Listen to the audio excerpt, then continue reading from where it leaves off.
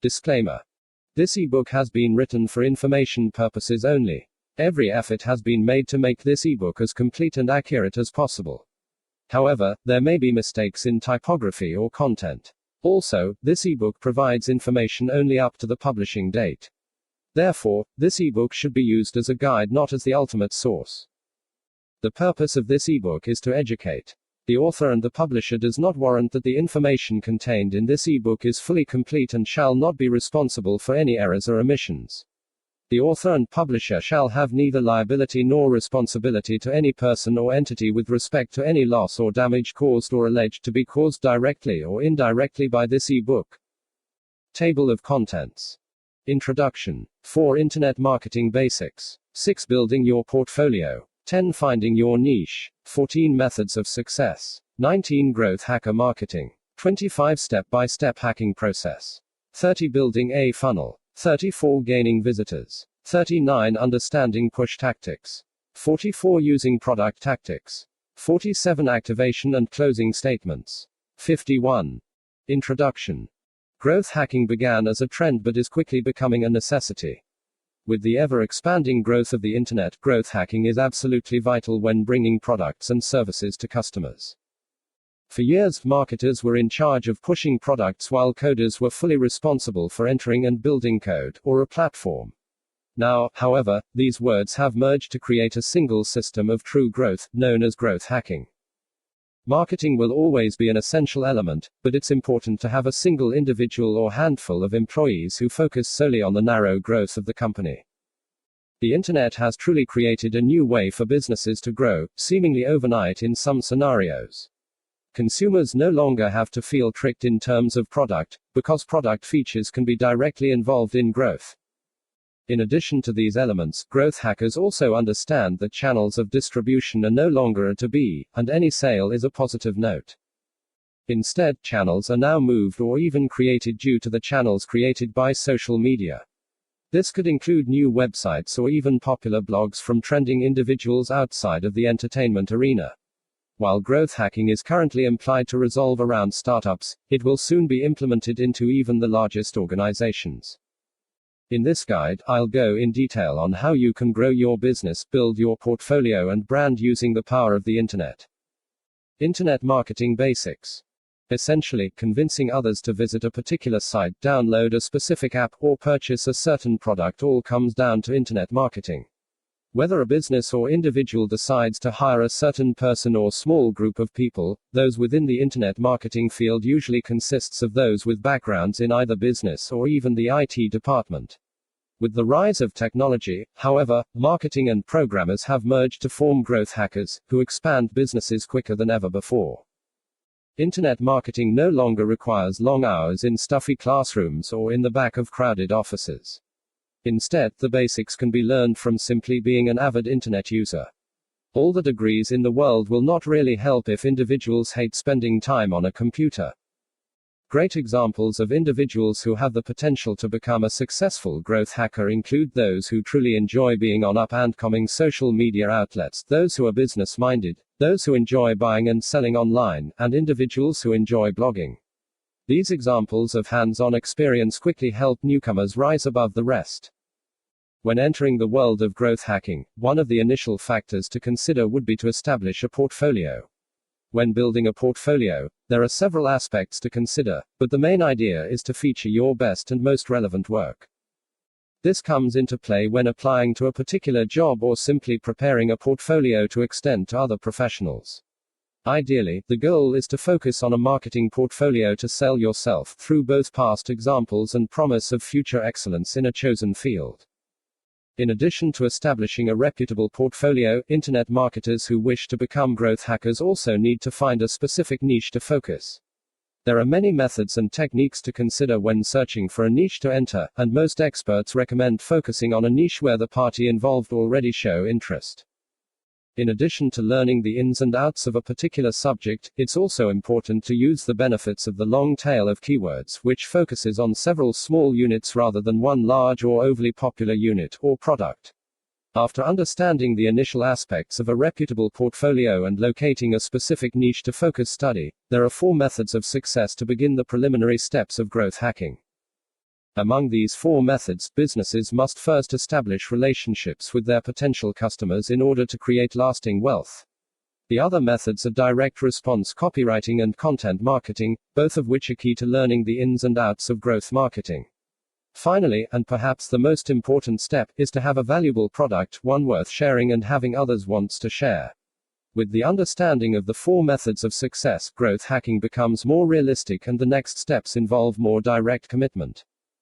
True growth hackers understand that going viral is no accident, but rather, it is an engineered response to tactical and analytical growth.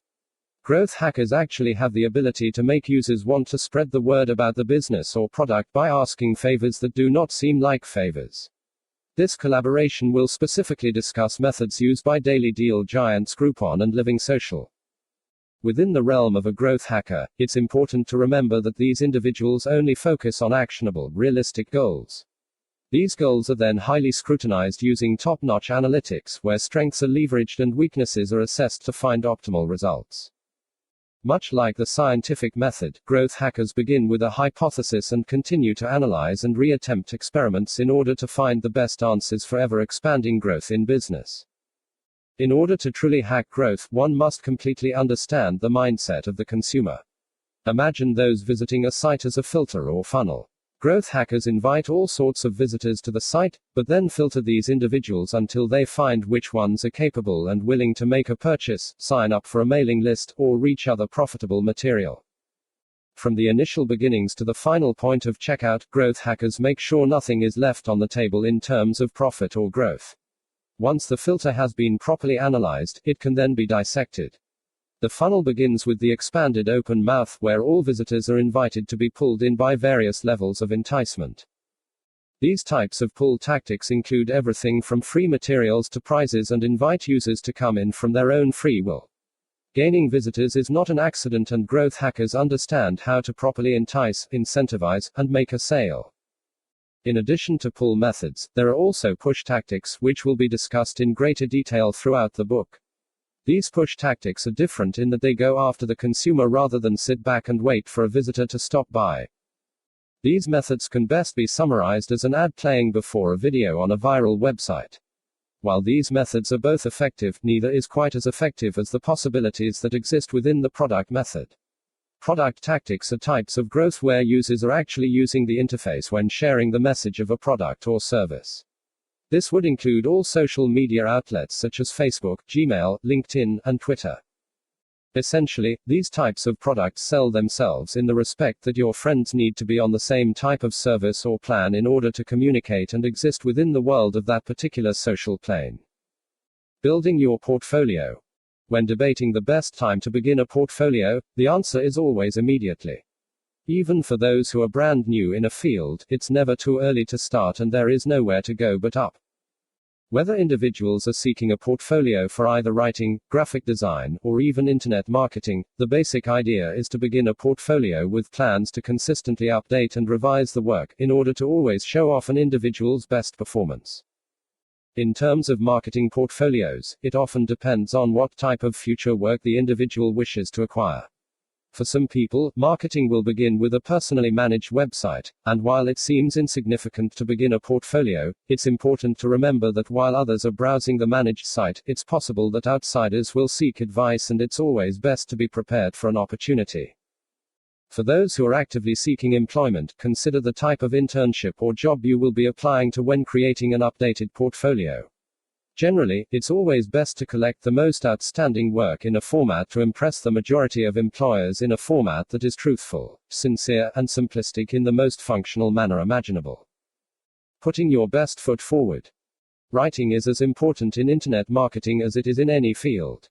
Writing well separates those who excel and those who seem to be stuck in a particular field or level.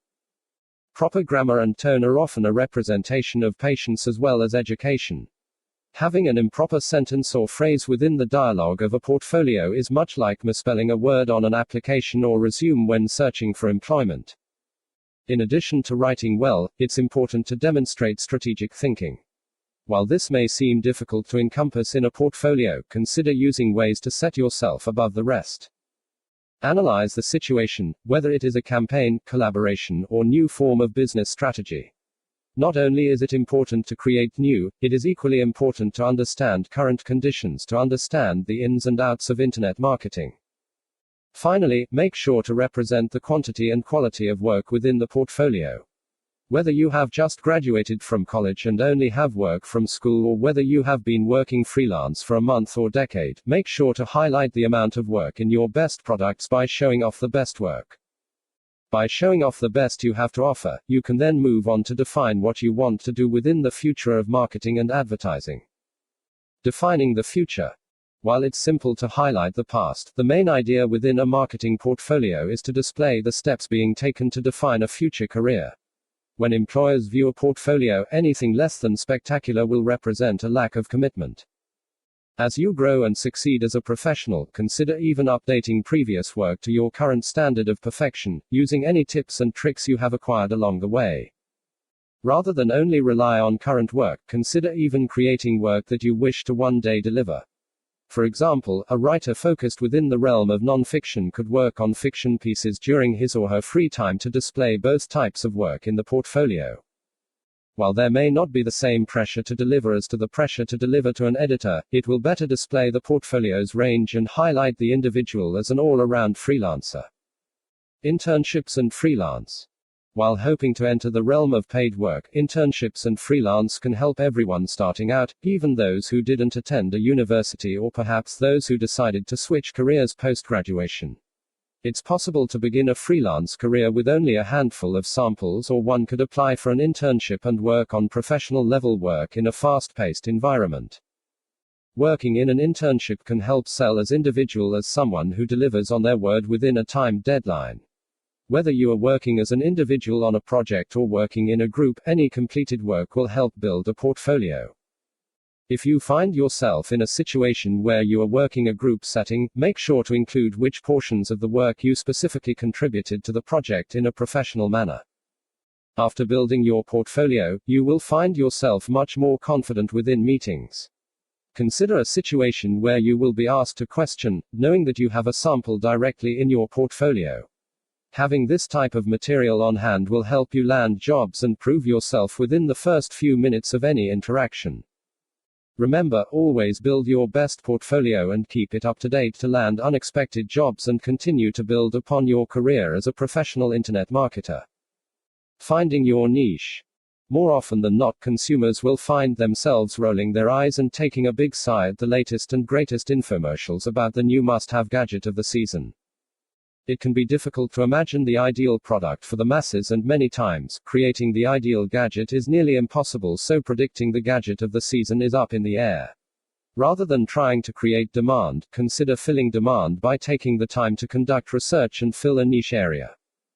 There is nothing more stressful than coming up with a new product only to discover that it has only been invented before, but marketed so poorly that you had simply never heard of it. While many great products were created this way in the past, our current foundation for spreading the word on a new product is so great that it's difficult to be the best in any given field due to an array of constant competition. Instead, consider finding a market that already exists and creating a product to develop specifically for that demographic to purchase. Consider working in a niche that interests you. For example, a male college athlete may be able to recommend the best workout gear for others in his demographic, but probably knows little about what stay-at-home moms need for the daily routines, despite his idea for a new baby sling. The main reason to consider staying in your demographic would be that you would know what questions to ask and which problems to initially avoid. Consider sticking to the habits of your target market, at least in the beginning of starting a business or when coming up with a new product. Consider the extremes. Think back on some of the most elaborate, yet specific businesses listed online or in a favorite magazine. Photo finish frames, created by a marathon runner, initially launched as a framing business but quickly moved to specialized frames for runners. Basically, the owner developed a system to ship a specific size frame to a marathon runner in order to frame an image of the runner along with their racing number and finishing time. No Film School is another example of a specific niche. Websites like this one send to the point weekly emails. No Film School's emails show up as a list of 20 articles for the week. Among these articles, each one is designed for aspiring filmmakers who are interested in the inner workings of script, camera, lighting, production, and all the other areas that result in creating independent films outside of Hollywood. This niche simply invites the idea of everyday film education without paying the staggering debts of tuition. Finding your niche. Marathon running and independent filmmaking do not interest everyone, which is what makes these two companies so successful within their field. Rather than continue to dream of creating a business that already exists, consider examining the social groups that you already belong to in order to create a new business that you would be excited to be a part of, as either an owner or a member. Start by taking a creating viewpoint at your current resume, social media page, hobbies, work experience, and daily physical habits. Think about all of the groups you have ever been a part of and consider joining new groups that interest you for further inspiration. This may involve actual groups or even magazine subscriptions or websites that you often read. Then, consider other individuals like yourself and think of what you enjoy, why you enjoy it, and consider others who may value similar items. Narrowing results. After creating a detailed list of fields that interest you, narrow these down to 2 specific fields that most interest you. Sometimes, a product may overlap into both categories, but it's best to start with 2 in order to brainstorm a wider range of results.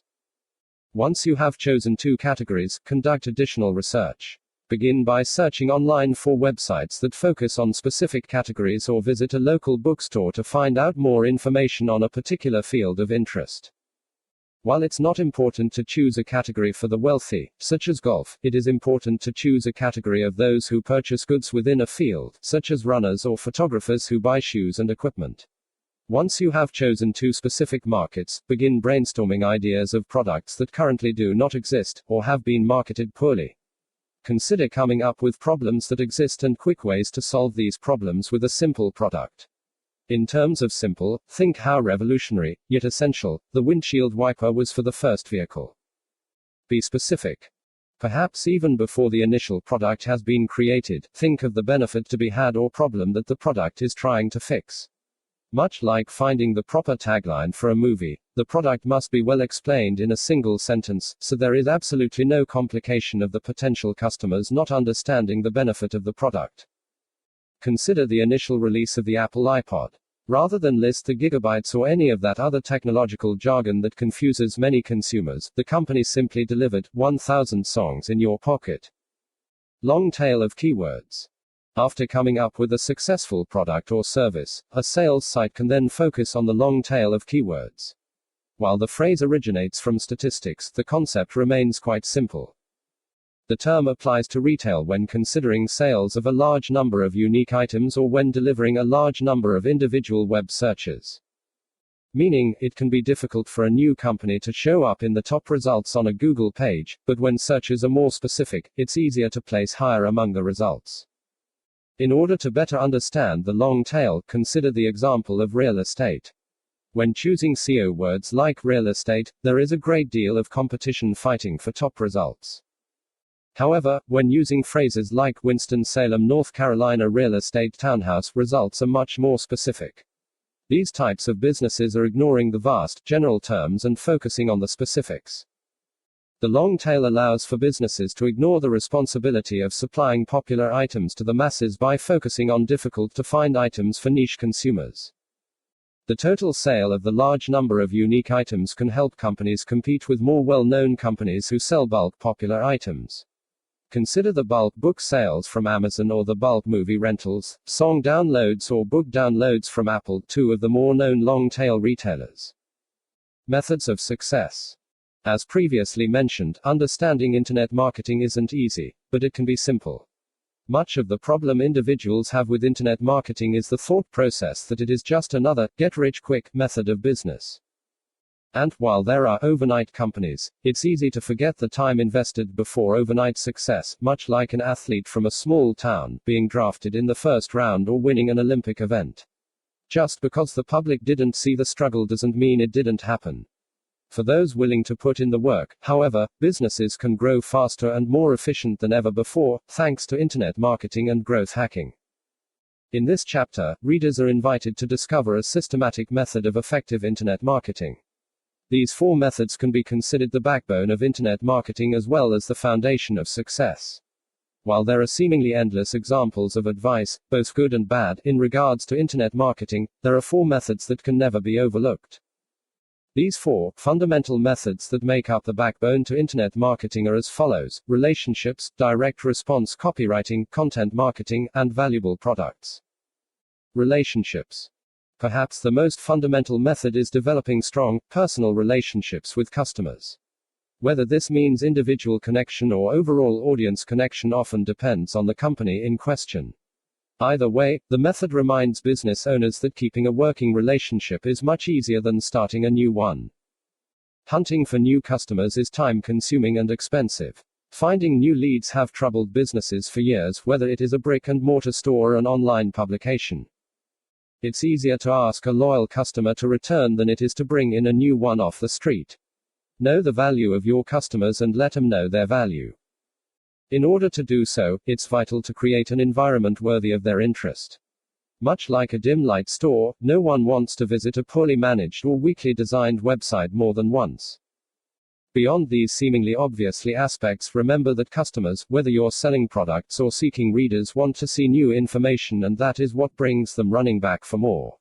Following these steps will not only bring customers back, but it will encourage those same customers to spread your message for you, reducing the price of advertising and only inviting new members from word of mouth. Customers spread the word when they feel respected and believe in a product or source of information. Always have respect for your audience and let your audience know this mutual respect exists. Respect comes in the form of your audience and your market. Focus on the needs of the market and the audience as if nothing else matters, because, essentially, nothing else does matter without your loyal customers. Put the needs above the needs of the company, and the company will strive from this foundation of respect. Commit to a level of excellence and expel this excellence onto your customer base. Direct response copywriting. Most readers will quickly notice that the most read sites keep up with social media trends and highlight those articles, reports, and videos so users can quickly find them on the sites. Since the national attention span has reduced to milliseconds, it's important to feature the most up-to-date stories up front for new viewers, much like featuring new products in the front window of a neighborhood store. Whether a site displays recent events or creates their own, it's absolutely crucial to have solid copywriting techniques to spread the word. Try to come up with an amazing headline to catch the reader's attention in a way that flatters and informs. In this regard, it's actually important to not be overly subtle to make sure the point hits home. Many sites may even use a pun to highlight the story and put a smile on the reader's face. After designing the perfect headline, move on to a well-written, informative, strategically placed layout. This will cause action within the reader, whether that means moving to the next step of purchasing a product or clicking to the next link within the website. These traditional techniques that date back to businesses or newspapers decades before still work as efficiently as ever before. Stick to the basics of integrity and to the minute information with beautiful layouts. Content marketing. In addition to the headlines and layout, the next feature to deliver is great content. Make sure to find the best information and deliver informative, grammatically correct information, written from creditable writers. For those who find themselves too busy to write their own information, outsourcing is available from various freelance websites. Once the initial content has been delivered, it's important to keep delivering great content. A handful of articles here and there are never enough. Set up a routine and continue to deliver on a regular schedule, much like feeding a pet.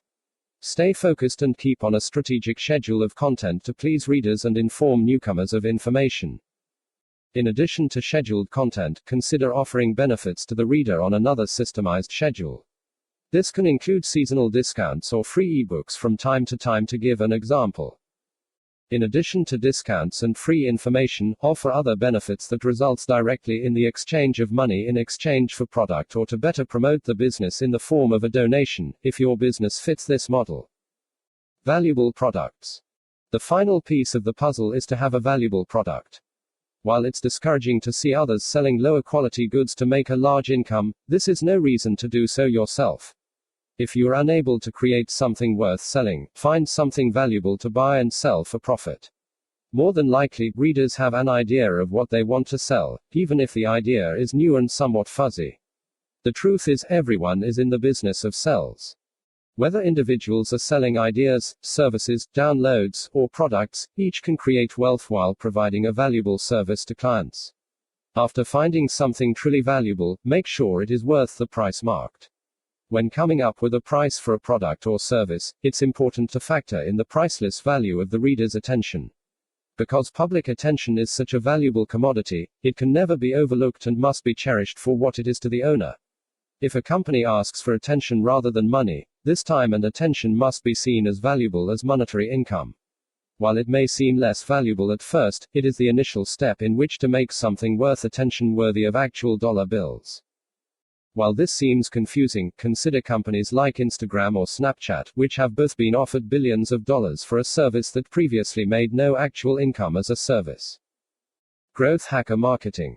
True growth hackers understand the misconceptions of internet marketing and what it truly means to go viral. Like all outsiders who see an overnight success, going viral looks like a chance, coincidence, or a complete accident. In reality, while viral marketing holds massive appeal, it is not as easy as simply posting a video online. While everyone wants to go viral, it takes more than one to create massive source of sharing. For growth hackers, the first dilemma is deciding on whether or not a product or service is worth sharing or talking about. If the product is worth mentioning, the potential for customers to spread the word is higher than usual. In this scenario, if the product is worth mentioning, it should also be easy to spread. In the most basic form, this may include add-ons like social media outlets as one example of sharing. The biggest problem companies or individuals have spreading news of a product is by believing the product is worth going viral when it isn't. Going viral is not something that happens out of thin air. The reason certain products spread faster than others are because they are simply worth mentioning and often better than the competition. Diagnosing growth hacking.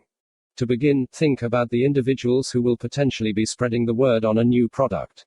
In order for virality to work, potential consumers or trendsetters must find a product that is worth taking the social media time to mention or post.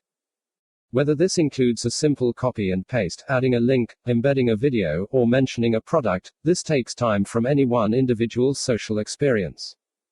For smaller businesses, this may simply include asking a friend to post a video, share on Facebook, place on Twitter, or invite as a business contact. While speaking with true online friends is an ideal place to start, it must also be done in a delicate manner.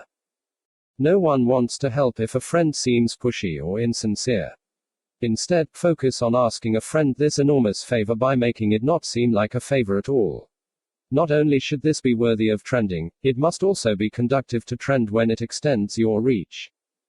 Growth hacking surpasses traditional marketing when it comes to spreading the word on a new product. Only certain products will ever go viral, and the value of the product must be desirable for all of those who potentially come in contact with the product or service.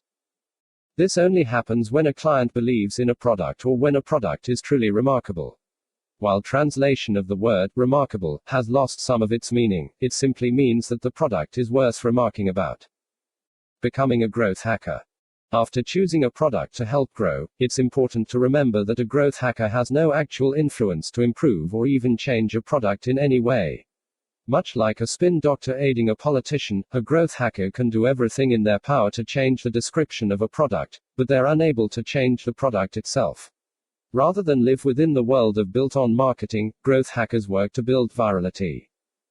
Perhaps two of the best examples of recent growth hacking are Living Social and Groupon.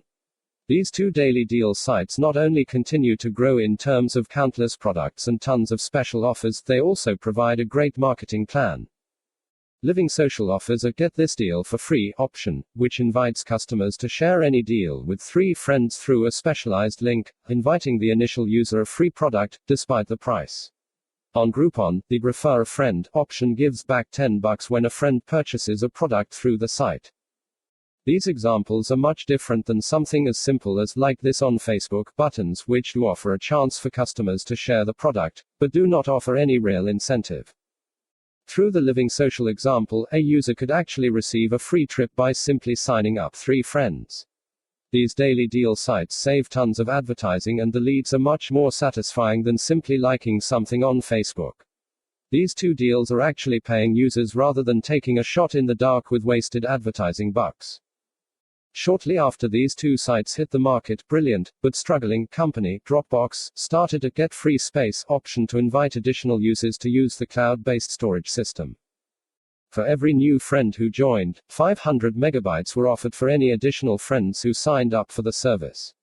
After months of struggling, Dropbox increased sign-ups by approximately 60% with nearly 2.8 million direct invites recurring each and every month.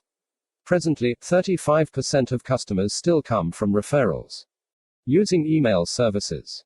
Gmail and Mailbox now use the simple idea from Hotmail, placing a line at the bottom of an email. In this scenario, Hotmail would write PS, I love you, get free email, which tremendously helped the company grow, somewhere around 1 million members within the first 6 months after implementation. Shortly after, the company doubled and eventually sold to Microsoft for somewhere around $400 million. Google presented a similar idea but with the twist of an invite-only scenario. These types of key strategies greatly trump hiring a PR firm because they begin within the organization and grow out. By growing from within in this manner, these organizations determine the presentation of the product as well as the inner workings of the product. Essentially, these organizations are providing free data or free products to simply help the company spread the word on products and services that customers already enjoy. Not just any product or video can be shared overnight to millions. It is important to have an enthralling reason for the community to share any specific item. Virality is an engineered procedure and not an accident. Step-by-step hacking process. Much like any successful enterprise, it is best to begin with a narrow focus on specific, realistic goals. When individuals focus on too broad a spectrum, focus becomes meaningless because of its vagueness. Also, while large growth is of course the hopes of the end result, achieving smaller tasks must develop it.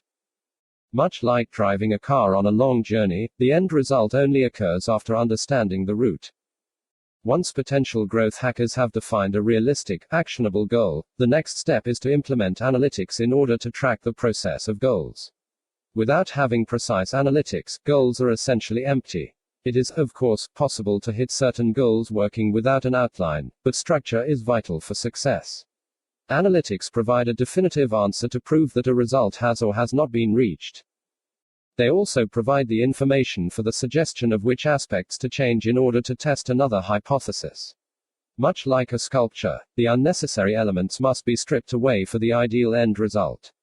After analytics have been put into place, the next step is to analyze the startup or company to find out which elements are possible to use as leverage for the company. Every company has the ability to have something unique to help define or enhance the organization. In the example of mass email marketing, the answer is usually within the question. Certain companies would require one strategy while others another. Always plan growth by building upon strengths and remember that each company features a different type of fulcrum for the specific leverage. Before moving forward, it is best to create a hypothesis.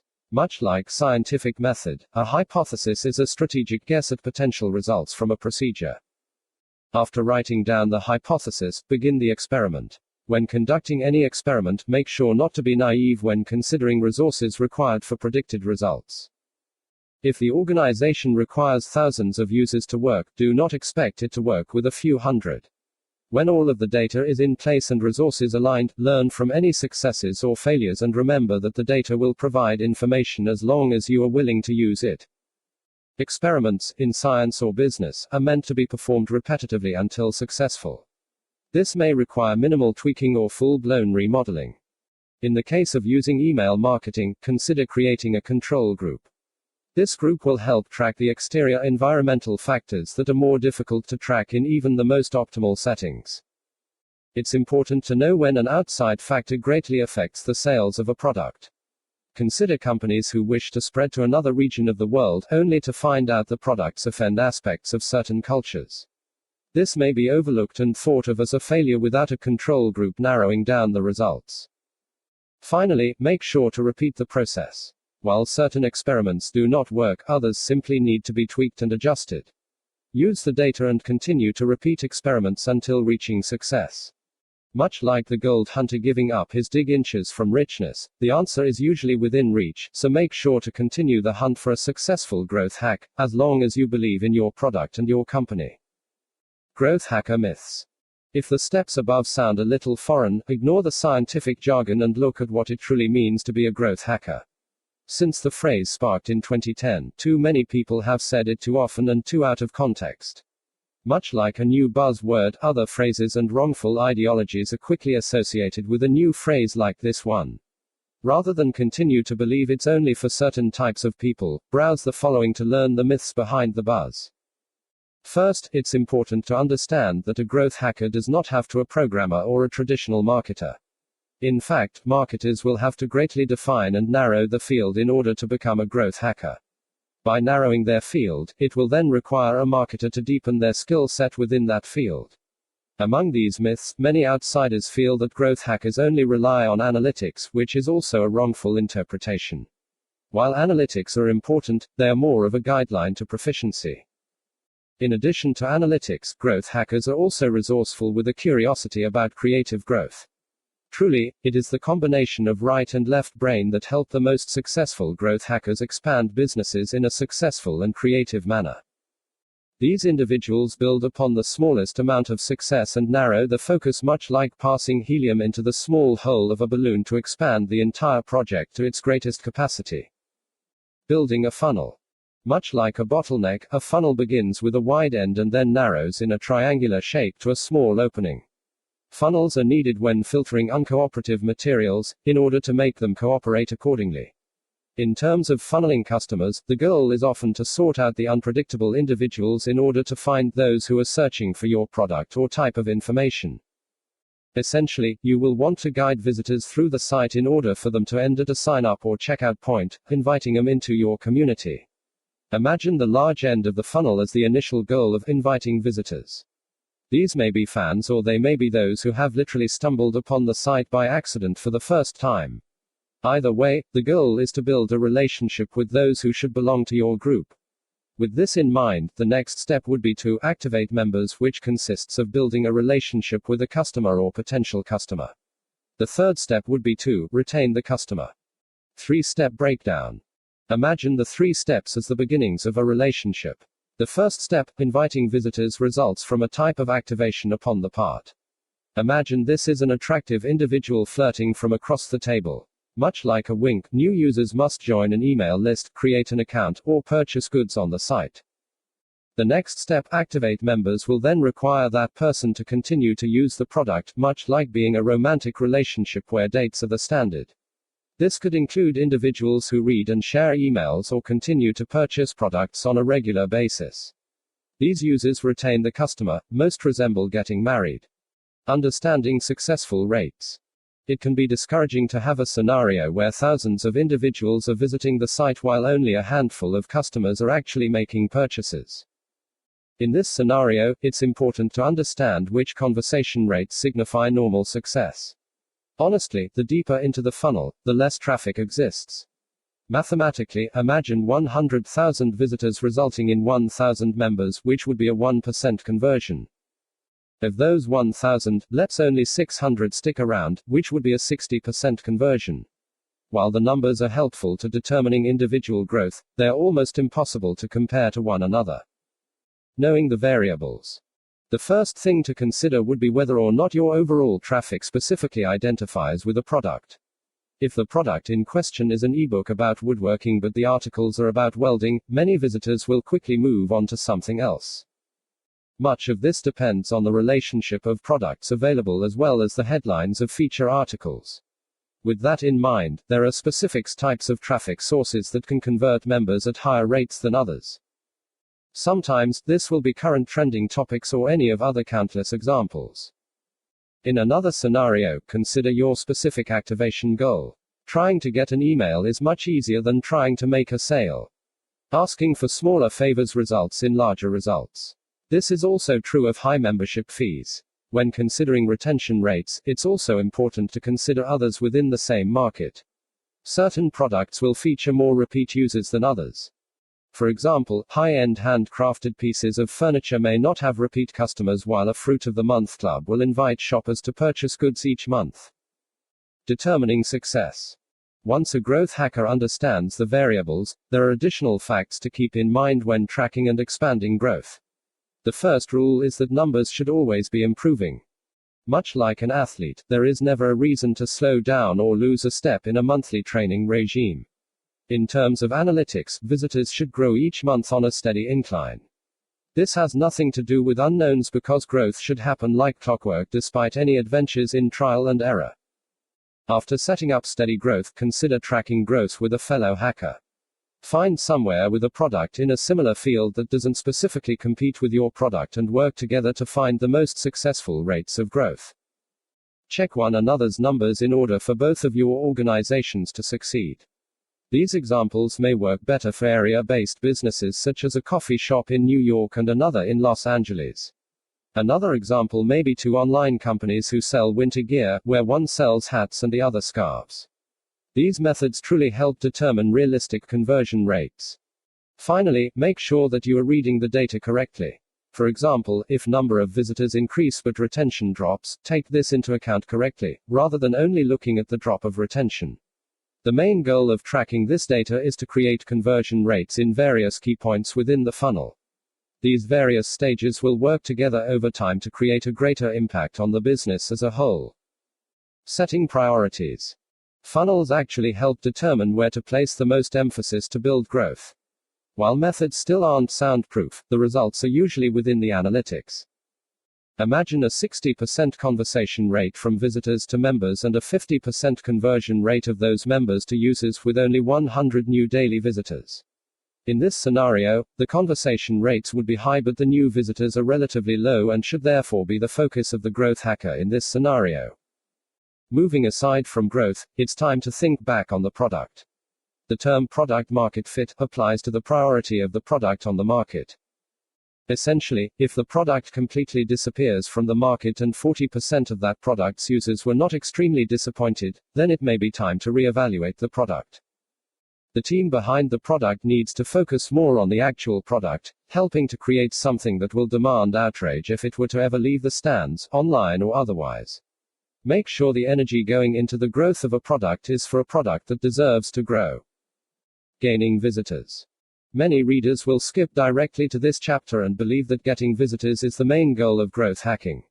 While increased traffic is vital and a key result in growing an online business through traffic, it is merely the end result, and the journey is not only rewarding, but recommended.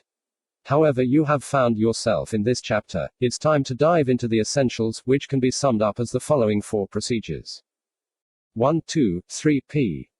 There are 3 ways to drive traffic to your site, and each of these ways begins with the letter P. The first method is pull in traffic. Simply put, this is a way for you to pull in visitors by providing a reason for these individuals to continue returning to the site.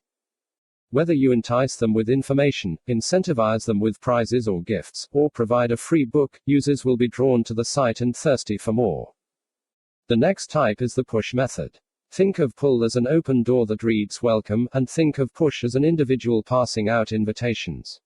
With push, growth hackers skip the enticements and go directly to users, pushing them onto the site.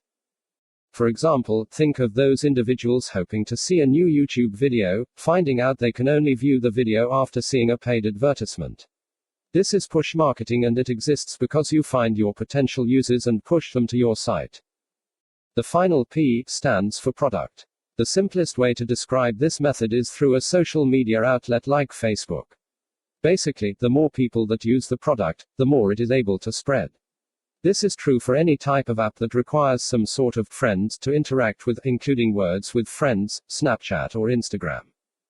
Analyzing the methods. Both push and pull methods ask growth hackers to rethink the word distribution. Almost like predicting the future, growth hackers are able to analyze which trails of online distribution are spreading, and in which direction. For those less experienced, simply conduct the research in order to determine which online portals are most popular. Much like a popular restaurant, there are ways to determine which areas are more inviting and user-friendly, in terms of group congregation. Knowing where users congregate ultimately results in how and where to push or pull them to your site. With the product method, however, distribution remains the same, but the term product can be changed in order to apply to more customers. Again, this applies to types of customers as well as the skill of the growth hacker in question. While the product itself cannot be changed from growth hacking, the purpose or definition can be warped to apply to multiple groups. Also, there is not one method that specifically works better than the other, and each will depend on the product as well as the hacker, while other products will rely on using portions of all three methods for ultimate success. Top pull methods. Perhaps one of the most well-known methods of pull is to be featured as a blogger or guest blogger. These methods are ideal for pulling traffic, especially thanks to SEO context within blogs that aid search engines like Google to search for specific words to highlight articles, phrases, and products mentioned. With these methods, the more you write daily articles, for example, the more chances to be picked up within the search. The most successful blogs, however, still focus on living within a specific niche. Besides blogging, growth hackers can also focus on podcasting or guest podcasting. Much like a blog, podcasts spread information on a regular basis to specific audiences who enjoy that category of information.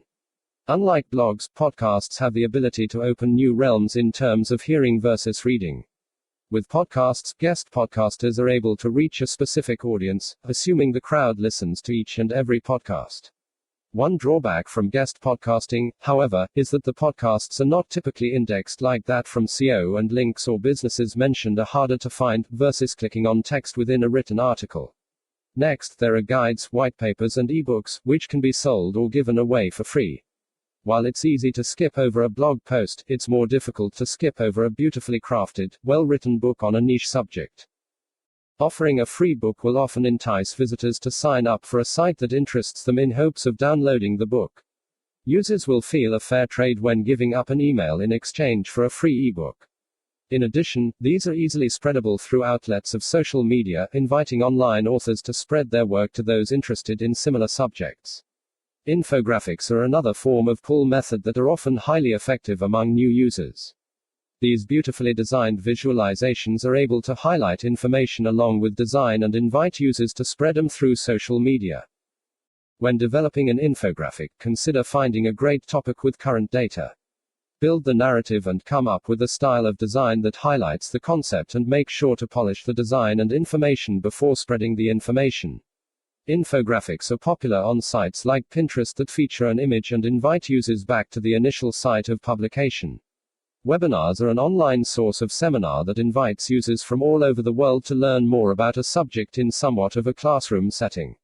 Usually live webinars are scheduled to be hosted like an event that users can look forward to, and invite their friends via simulcast. In order to make it more like an event, these types of pulls are usually invite only with limited seating, asking those who are serious to join. Because these methods are educational, they act as a win-win link between businesses and users.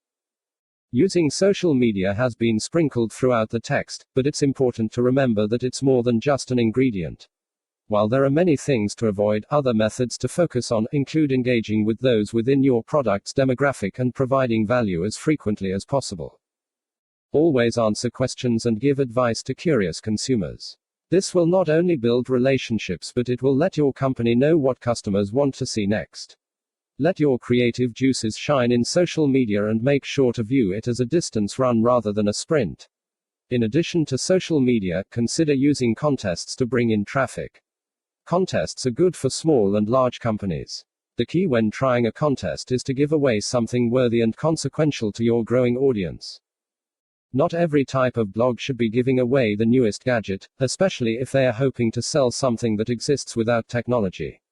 In addition to picking the ideal grand prize, make sure to include something for first, second, and third, so users feel they have a better shot to win. Finally, when choosing a winner, make it a big deal and let everyone know the prize is legitimate.